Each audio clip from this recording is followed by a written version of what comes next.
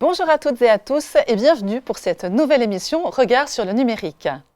Nous allons parler aujourd'hui des imprimantes 3D. Elles sont apparues au début des années 2000, utilisaient de la résine chauffée et servaient surtout à réaliser des prototypes. 10 ans plus tard, arrivent sur le marché des techniques innovantes permettant l'impression en petite série de pièces utilisant des matériaux nouveaux tels que le plastique, les céramiques, le métal, la cire ou bien encore le verre. Mais le coût et la maîtrise de ces appareils restent encore peu accessibles à tous. Grâce à nos invités, nous allons découvrir comment ça marche, comment il est possible d'utiliser aujourd'hui ces imprimantes 3D pour un usage domestique et comment ces technologies ont révolutionné le monde du design, du médical ou de l'appareillage. Bienvenue dans un monde en 3 dimensions.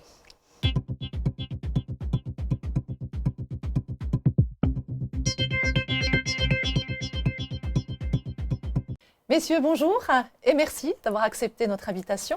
Et merci également au public d'être venu nous rejoindre aujourd'hui sur cette émission sur les imprimantes 3D. Benoît Roquins, vous êtes Fab Lab Manager au Lab de Meudon, une nouvelle structure qui s'est ouverte le 9 juin dernier et inaugurée par Monsieur le maire en septembre. Vous y présentez des ateliers, des stages d'initiation, de découverte. Est-ce que vous pouvez tout d'abord nous présenter un petit peu, nous définir ce qu'est cet anglicisme Fab Lab ?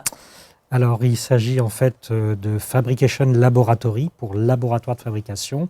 C'est une transposition de ce qu'on trouvait dans le milieu de la recherche en mise à disposition du public, à savoir des espaces où on a des machines pour fabriquer, donc principalement de l'impression 3D, mais on y trouve aussi de la découpe assistée par ordinateur, soit au laser, soit avec des cutters.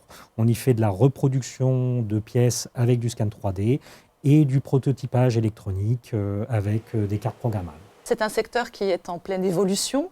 Est-ce qu'il y a un parcours particulier pour les jeunes qui éventuellement nous écoutent et qui souhaiteraient peut-être faire ce type de travail ?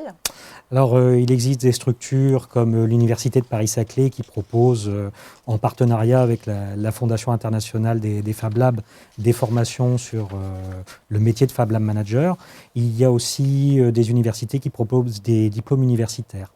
Comme c'est un métier émergent, c'est surtout au départ des profils qui viennent de l'informatique ou du design dans des niveaux Bac plus 5, Bac plus 4 qui ont réussi à développer ces postes-là. On va trouver donc des personnes qui vont être adaptées à ce type de secteur, on va dire, et qui vont pouvoir traiter aussi bien les imprimantes 3D que laser, enfin tout un tas de technologies innovantes aujourd'hui. Alors oui, ça dépend, c'est vraiment des profils pluriels, car le métier de Fab Lab Manager est un métier d'artisan, de fabricant grâce au numérique, mais aussi d'animateur et de pédagogue, de transmission des savoirs, d'animateur de communauté et bien sûr de bidouilleur, parce que quand on ne trouve pas une solution, une machine capable de réaliser le projet que veut faire une personne, on doit trouver des moyens détournés. Donc c'est de la créativité en plus de la technique. C'est ce qu'on apprend, j'imagine, alors depuis 2019, c'est assez récent en fait cette formation à l'IUT Paris-Saclay.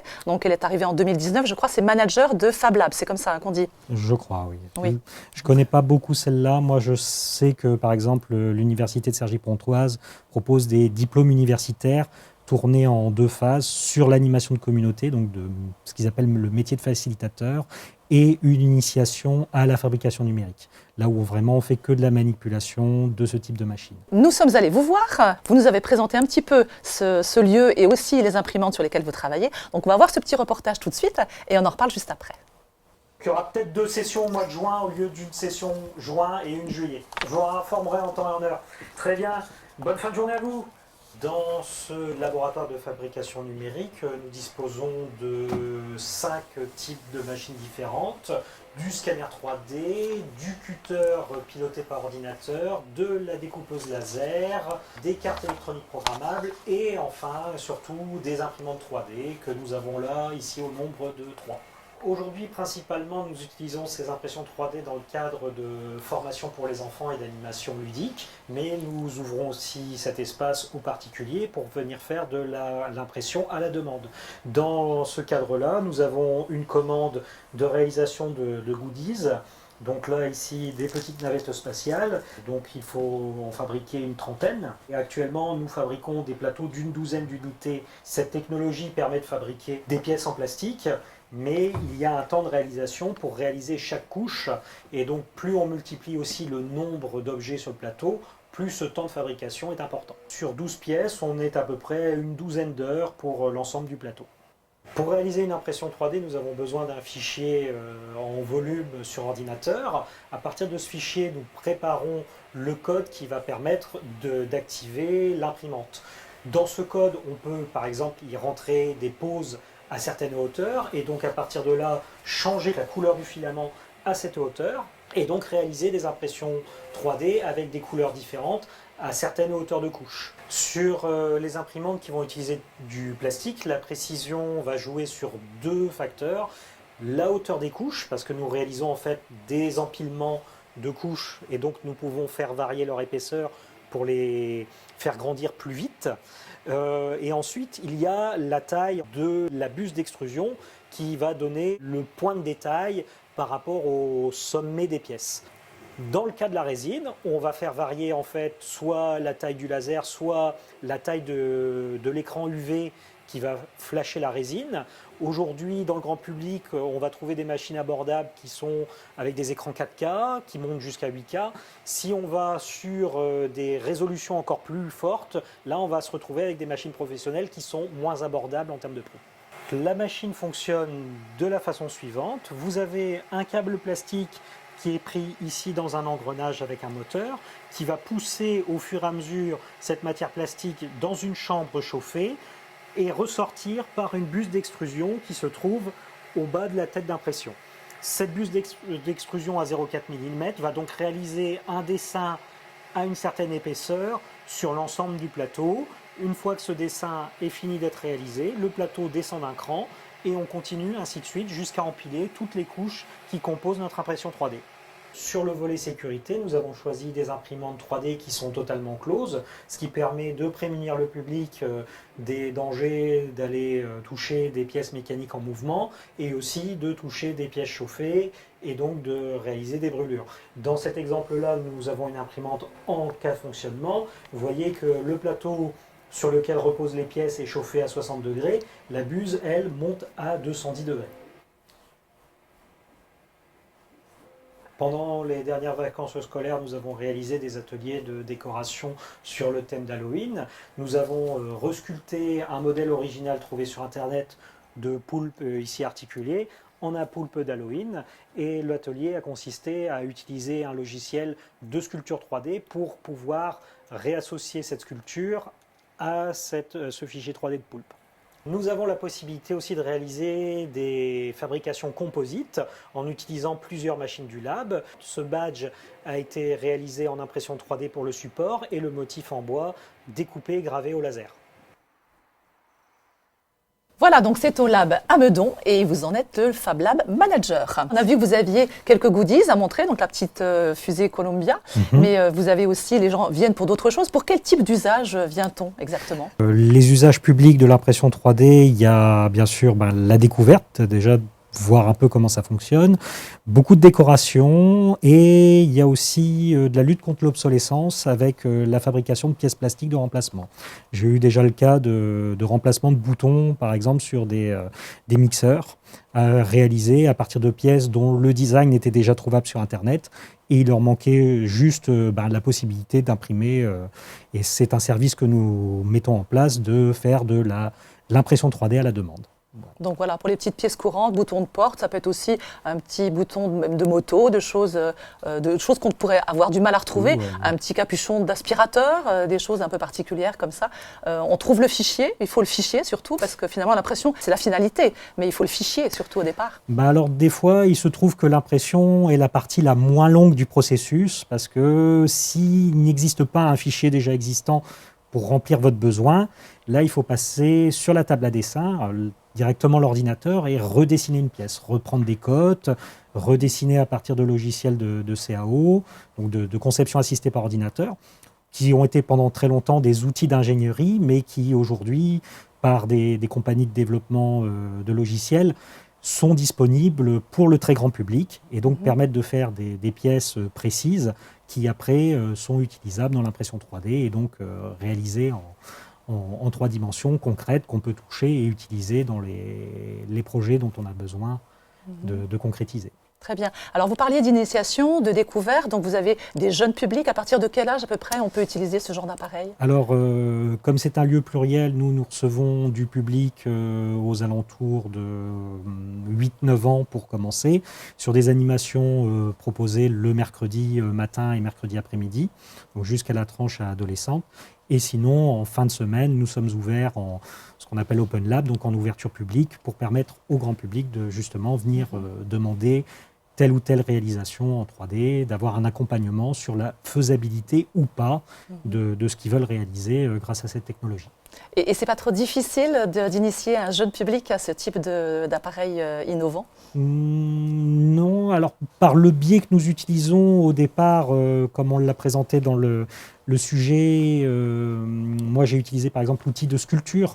Donc c'est quelque chose qui est très intuitif, qui rappelle la pâte à modeler, mais en numérique, sous forme de polygones.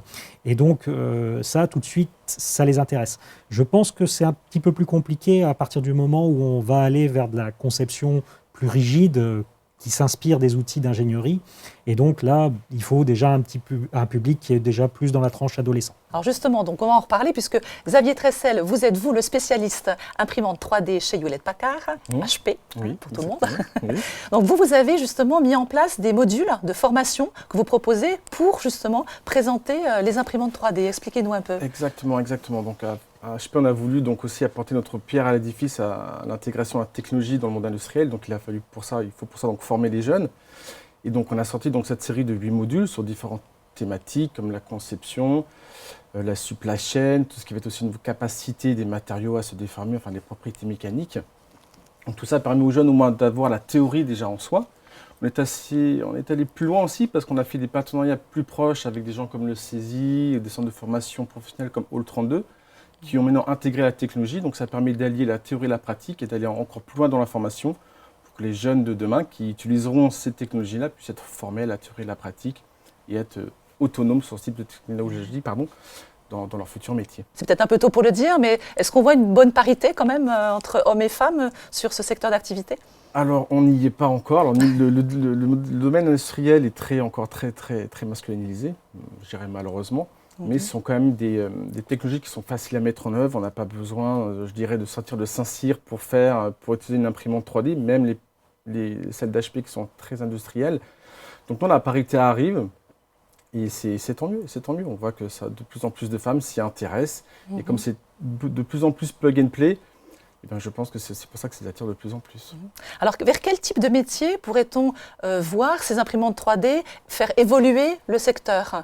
Par exemple, si on pouvait citer quelques métiers. Il y a beaucoup de types de métiers. L'impression 3D touche beaucoup de métiers, beaucoup de types d'industries, notamment le médical. On voit que le secteur de la podologie, les podologistes vont transformer un peu leur métier. Parce que pour faire une semelle, les podologues, normalement, ils vous font une pression sur un moule en silicone. Ça vous sort votre impression de votre pied. Ensuite, on vient surmouler par-dessus. On vient façonner la semelle. Maintenant, oui, vous nous avez apporté une petite. Oui, voilà. Donc, ils utilisent des scanners. Et avec le scanner, donc, on peut avoir le 3D. On parlait un peu d'obtenir le fichier 3D. C'est la base de l'impression 3D. Sans 3D, on ne peut rien imprimer. Et donc, maintenant, les podologues, ils ont le scanner. Ils viennent scanner votre pied. Et avec ça, ils sortent le fichier 3D. Et ils viennent l'imprimer dans une imprimante 3D. Ça devient de plus en plus digitalisé, ce qui permet d'avoir donc des choses meilleures pour le patient, d'avoir une expérience beaucoup plus sympathique et aussi de pouvoir produire plus de semelles le plus rapidement possible, en fait, tout simplement. Alors, c'est-à-dire que plus tard, on verra dans toute entreprise des imprimantes 3D aussi facilement qu'on voit des photocopieuses. Alors oui, c'est l'objectif qu'on s'est fixé. Ouais. Il faut c'est-à-dire que c'est des technologies qui sont de plus en plus on va dire facilement utilisables. Quand on parle des imprimantes de bureau, là, ça se démocratise très rapidement. Je vois, moi, je visite beaucoup de clients industriels qui ont commencé par avoir des imprimantes 3D, et vraiment de bureau, où ils s'amusent avec, ça répond à des besoins de prototypage, ça permet d'avoir un premier objet dans la main et de définir si le produit qu'ils ont développé est bon. Et ensuite, quand ils commencent à aller sur des pièces de série ou de pré-série, là, ils changent un peu de technologie, donc ils partent sur d'autres imprimantes 3D, des technologies à base de poudre, comme la nôtre, qui leur permettent de faire des pré-séries, commencer à faire de la série et de pouvoir mettre les produits sur le marché plus rapidement. Donc ça se démocratise et je pense qu'à l'avenir, de plus en plus de sociétés, voire toutes, auront une imprimante 3D comme une photocopieuse chez eux, effectivement, j'en suis convaincu. Oui. On a maintenant ce qu'on appelle des open labs, des makerspace, donc ces endroits qui sont finalement des centres de partage de compétences. Hein. Donc on a justement avec nous Laurent Dutoit. Laurent Dutoit, bonjour, vous nous entendez? Bonjour à toutes et à tous. Bonjour. Alors donc Laurent Dutoit, outre le fait que vous êtes notre élu au numérique ici à la ville de Meudon, et c'est sous votre impulsion qu'a été initié justement le lab de Meudon, vous êtes également chef de service. Alors, innovation et de standards industriels pour le groupe Renault, c'est bien cela? C'est bien ça. Très bien. Alors justement, depuis de combien de temps existe cet Open Lab justement au technocentre de Renault? Jusqu'en 2021, les sites de production, pour commencer Renault, disposaient de petites unités d'impression 3D pour réaliser des petits objets utiles au quotidien, pour notamment les équipes de fabrication. On y faisait des accessoires, par exemple, pour porter les outils, faciliter le travail des opérateurs, des boîtes de rangement pour ranger les vis et les écrous sur les lignes de production, pour que ce soit plus facile et que l'opérateur perde moins de temps justement à toutes ces manipulations qui sont toujours un peu fastidieuses. Ça, c'était côté usine de fabrication. Et au technocentre Renault, où nous concevons les véhicules ainsi que les installations industrielles qui fabriquent ces véhicules, nous disposions de quelques machines d'impression 3D également. Alors celles-ci étaient essentiellement utilisées pour la réalisation de pièces prototypes pour les moyens de fabrication, puisqu'il faut régulièrement fabriquer des pièces spéciales, et évidemment pour un constructeur ça a un coût très élevé quand il faut des outils adaptés à chaque modèle de véhicule. Alors l'impression 3D nous permet donc de gagner du temps dans le développement et évidemment de limiter nos dépenses, et c'est un vrai avantage. Donc à ce niveau, on peut toutefois considérer que c'était une approche du métier avec un usage limité de cette impression 3D. Ça nous permettait notamment de développer nos connaissances et notre expertise qui est essentielle justement pour mieux identifier les avantages de ces solutions-là.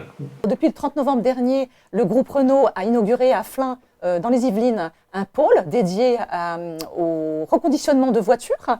Donc là, on utilise des imprimantes 3D. Est-ce que vous pouvez justement nous dire ce qu'on en fait? Renault a créé le premier site industriel d'économie circulaire et de mobilité qu'on a appelé la Refactory. Donc on va notamment y restaurer des véhicules d'occasion pour les remettre en service dans la rue. Et donc dans cette Refactory et dans cette optique d'économie circulaire, nous avons décidé de passer à l'échelle industrielle pour l'impression 3D. Et donc nous avons investi pour concevoir un vrai laboratoire d'impression 3D avec un grand nombre de machines. Et au sein de ce laboratoire, nous avons prévu d'imprimer d'une part des pièces prototypes pour les véhicules, afin de ne plus avoir à les acheter à l'extérieur et de gagner du temps, des pièces de rechange de nos équipements industriels, pour ne plus avoir à les stocker dans nos magasins, dans les usines, et ne plus avoir à acheter des pièces d'usure notamment. On a également une fabrication des pièces de rechange pour les véhicules anciens, qui sont parfois difficiles, voire impossibles à retrouver. Avec cette impression 3D, ce qu'on ne savait pas faire jusqu'à présent, c'est développer ou imprimer des pièces de personnalisation des véhicules, qu'on va notamment initier avec les véhicules Mobilize, qui sont des véhicules en libre service, et puis réaliser un peu plus tard donc des pièces de véhicules de série dans des séries spéciales, ce qui laissera la liberté aux designers automobiles, qui n'était pas possible jusqu'à présent. Donc, mais pour ça, il faut évidemment atteindre un niveau de qualité de réalisation et de précision vraiment irréprochable. Les machines d'impression 3D ont fait des vrais progrès technologiques en peu de temps. Et aujourd'hui, justement, un des leaders de la fabrication de ces machines est HP, dont nous avons la chance d'avoir le siège à Meudon pour la France. On a une qualité de réalisation qui s'approche de plus en plus de l'injection plastique. Alors comme vous l'avez dit précédemment, c'est pas destiné à des fabrications de grande cadence, mais ça va donner la possibilité de fabriquer à moindre coût des modèles de petite série. Et donc, comme tout le monde, on aimerait chacun avoir un véhicule personnalisé à nos goûts. Eh bien, petit à petit, on va s'y approcher. Et j'ai vu, donc, ça devrait, d'ici 2023, à peu près 140 véhicules par semaine, 45 000 par an. Donc, un bel objectif. Très bien. Merci beaucoup, Laurent, pour toutes ces explications. Xavier Tressel, vous aussi, vous avez chez HP donc, ces Open Labs. Vous y faites quoi exactement par rapport aux imprimantes 3D? Alors, on a plusieurs types de technologies dans nos Open Labs qui sont situés essentiellement à Barcelone. C'est là où toute notre R&D est fait en Europe. Et donc, on a ces Open Labs. C'est un programme qu'on appelle HP en HP, c'est-à-dire qu'on va réunir des designers, des gens qui font de la conception mécanique dans ces Open Labs-là et leur dire, voilà, si vous avez une baguette magique, qu'est-ce que vous aimeriez changer dans les produits pour les améliorer?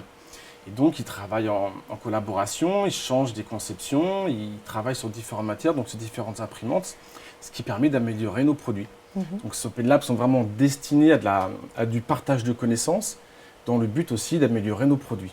Alors, vous créez votre propre technologie. Qu'est-ce qu'on trouve aujourd'hui chez HP, que ce soit pour les particuliers ou les entreprises? Qu'est-ce que l'on peut trouver comme imprimante 3D? Alors, chez HP, on va trouver un type d'imprimante. On ne trouvera pas des imprimantes de ce que j'appelle de bureau, donc des FDM, donc fait pour faire le dépôt de fil. C'est vraiment des imprimantes industrielles faites pour faire de la production en série ou en pré-série. Ça dépend. L'interlocuteur avant disait que pour faire de la production de série de masse, ça peut être compliqué. C'est vrai, parce qu'on ne pourra pas faire des millions de pièces. Mais ça permet de faire de ce qu'on appelle de la bridge production, c'est-à-dire entre le prototype et la production de pièces série, on a toujours besoin de faire quelques centaines, parfois quelques milliers de pièces. Et c'est là où notre technologie vraiment peut rendre ce besoin-là. Et c'est là où on a bouleversé un peu le marché, parce que depuis ces 5 et 10 dernières années, il existait différents types de technologies à base de poudre, et qui n'avaient pas les capacités d'offrir ce besoin-là qu'ont les gros industriels, de pouvoir mettre sur le marché rapidement avec des petites séries. Oui, vous êtes capable, avec certaines imprimantes, d'aller jusqu'à 700 pièces en petite série. Oh oui, 700 pièces par machine, effectivement, c'est bien. C'est ce qu'on voit ici dans le domaine dentaire, où on peut faire effectivement 700 gouttières par jour. Pour une imprimante, on a des sociétés, notamment aux États-Unis, qui ont 40 de ces imprimantes, qui peuvent faire 40 fois 700 pièces par jour. Donc là, ça commence à faire des milliers et des milliers de pièces par semaine, quoi. Oui, très bien. Et dans quel type d'application est-ce qu'on peut les trouver finalement, ces imprimantes aujourd'hui? Je dirais que c'est une question générale à l'impression 3D. Effectivement, on peut trouver différents types d'applications, que ce soit dans le domaine de la grande consommation, notamment avec des coques de téléphone. On travaille notamment aussi de Decathlon. Decathlon, ils ont sorti récemment le Nose Clips. Tout ça, c'est fait avec la technologie HP, donc en série. Après, dans tout ce qui est domaine orthèse, prothèse, on peut faire un scan du poignet. Si on a une petite blessure, ça permet d'immobiliser le poignet. Donc, c'est plus agile pour le client, c'est plus confortable qu'un plâtre qui vient immobiliser. Là, c'est tout de suite l'expérience patient est améliorée. Et une qui me touche un peu plus à cœur, c'est la plagiocéphalie. Ah oui, pour les bébés. Oui, voilà, naissent avec des crânes déformés. Et on peut, grâce au scan du crâne du bébé, faire un casque adapté à la forme du bébé pour le remettre droit, on va dire normal. Et on peut l'aérer pour que l'enfant ait une meilleure adoption, on va dire, du casque. Donc on voit quand même que ça évolue beaucoup, surtout au niveau médical, puisque même si les imprimantes 3D, je pense que vous êtes d'accord là-dessus, c'est vrai que c'est beaucoup plus l'industrie au départ, et puis on arrive tout doucement à des milieux qui sont très très ouverts, comme effectivement le design, mais aussi le médical. Au niveau du prix, par rapport à ces imprimantes, est-ce que ça aussi, ça démocratise un peu plus? Est-ce que les gens auront accès plus en plus à des prix un peu plus attractifs, on va dire, parce qu'on ne va pas s'acheter une imprimante 3D comme on s'achètera une photocopieuse aujourd'hui, par exemple? Alors ça va dépendre des imprimantes 3D. Les nôtres qui sont dans le domaine industriel, je ne pense pas que le particulier soit encore prêt à s'acheter. C'est des imprimantes qui coûtent quasiment 1,5 million d'euros. Oui, d'où les labs. Donc non, mais c'est vraiment, nous on est vraiment dédiés pour l'industrie et la production de pièces série à grande échelle. Donc forcément, c'est un moyen de production de pièces à part entière, comme peut l'être l'injection plastique ou l'usinage. Donc des moyens vraiment très conséquents pour aller dans la série.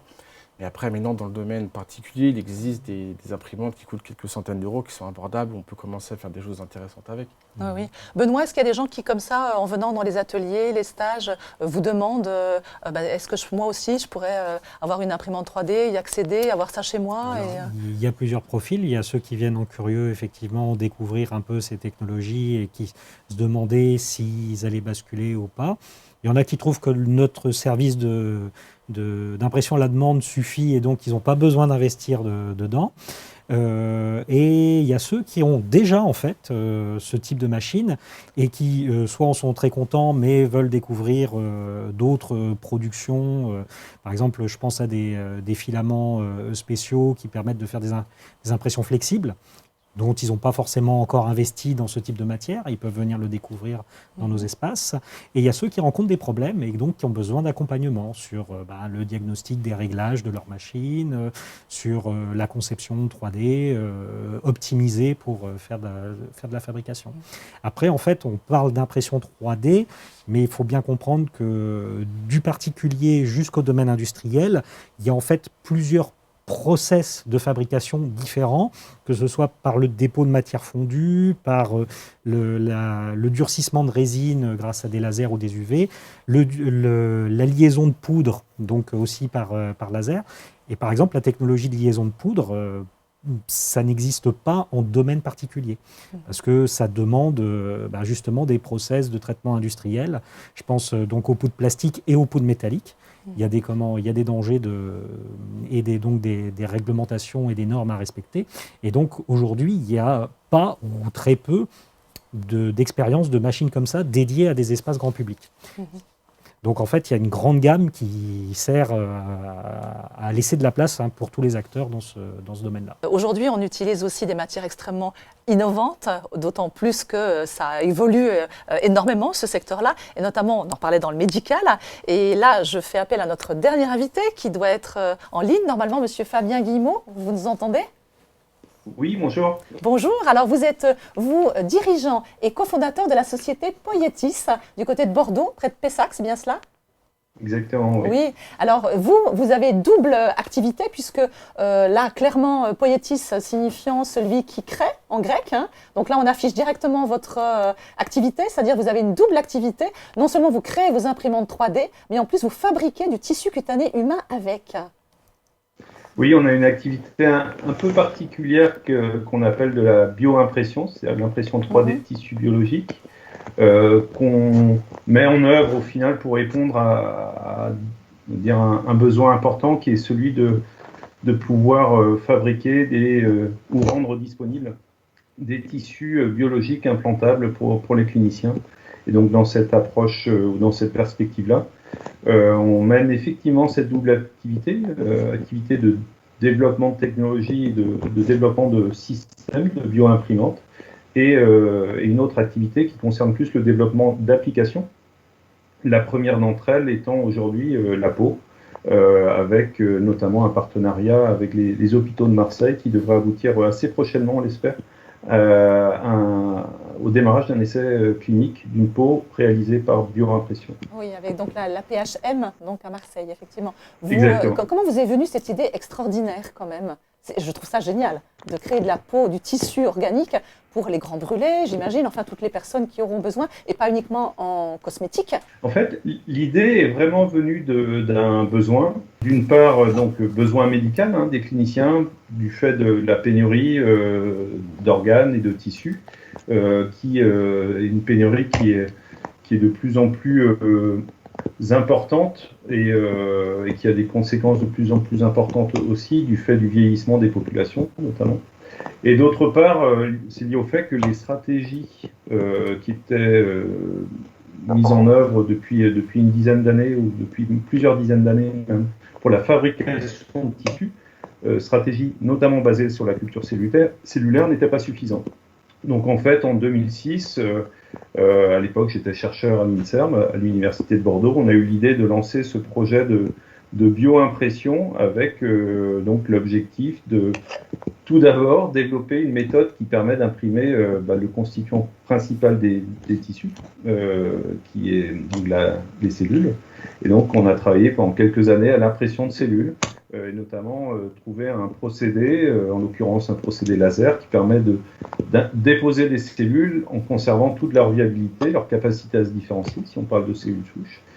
Puis on a combiné cette technologie à d'autres technologies pour fabriquer non pas des objets bidimensionnels, ou on va dire qu'on pourrait imprimer simplement sur une surface, mais des objets tridimensionnels, comme la peau, avec des objectifs aujourd'hui d'aller encore plus loin vers des organes encore plus complexes. Oui, comme des greffes, des choses comme ça. Alors, on va voir concrètement, vous nous avez permis de voir quelques images, donc vous nous avez envoyé. On va voir concrètement un peu comment ça se passe, puis on en reparle un peu dans le détail juste après.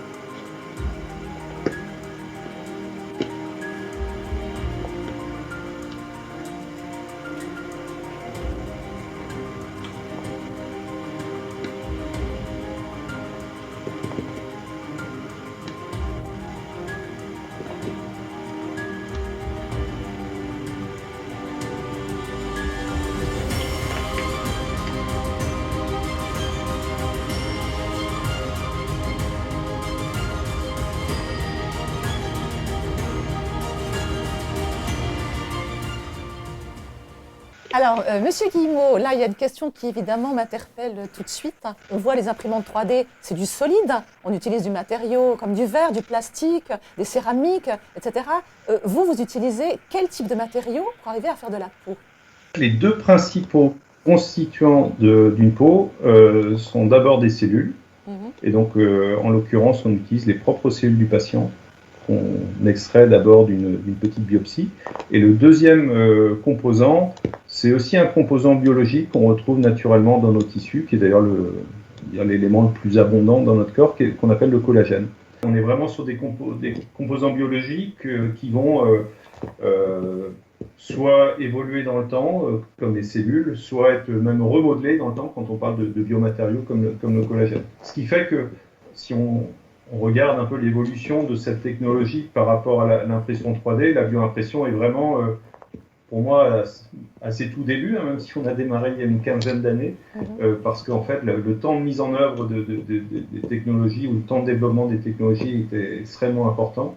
Et je dirais que simplement aujourd'hui, la bioimpression gagne le domaine thérapeutique où le champ d'application est extrêmement important.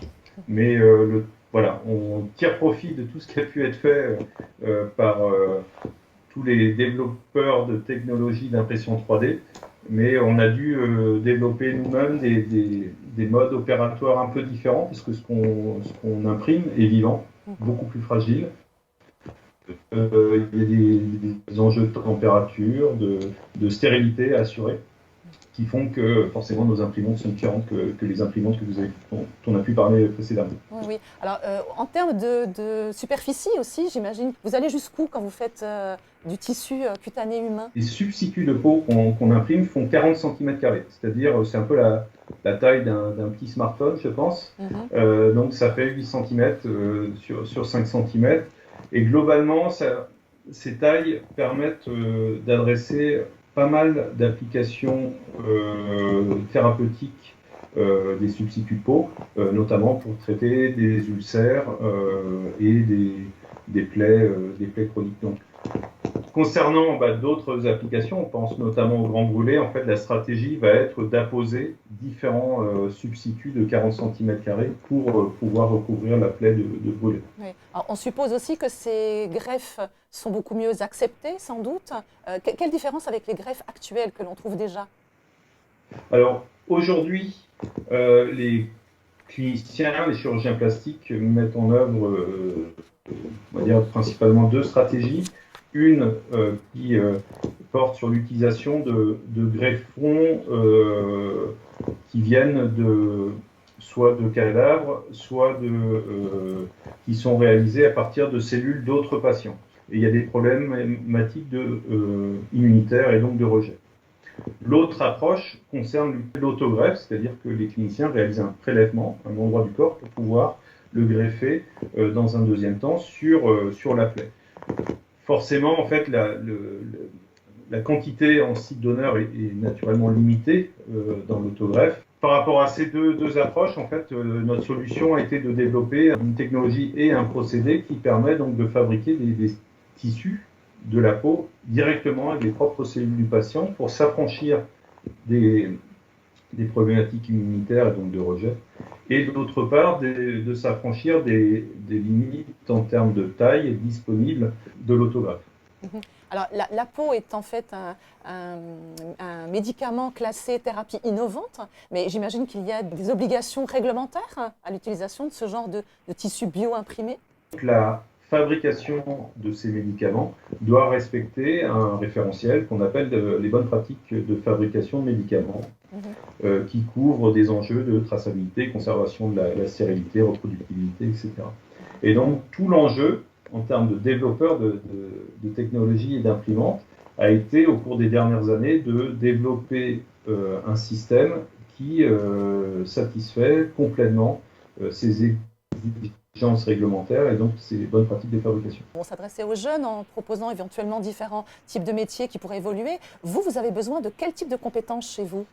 Effectivement, quand on a cette double activité de développement technologique et de système et de développement d'applications, On a au sein de Poietis à la fois des physiciens spécialistes des lasers, de la fluidique, de la mécanique, mais aussi des biologistes et des pharmaciens, des développeurs logiciels pour développer les systèmes, les logiciels de pilotage des imprimantes. Donc, on a cette particularité au sein de Poietis d'intégrer des compétences très très très variées, avec pour enjeu et pour challenge même au quotidien que ces différentes cultures, compétences puissent communiquer ensemble facilement pour justement développer les outils les plus adaptés aux besoins notamment des cliniciens.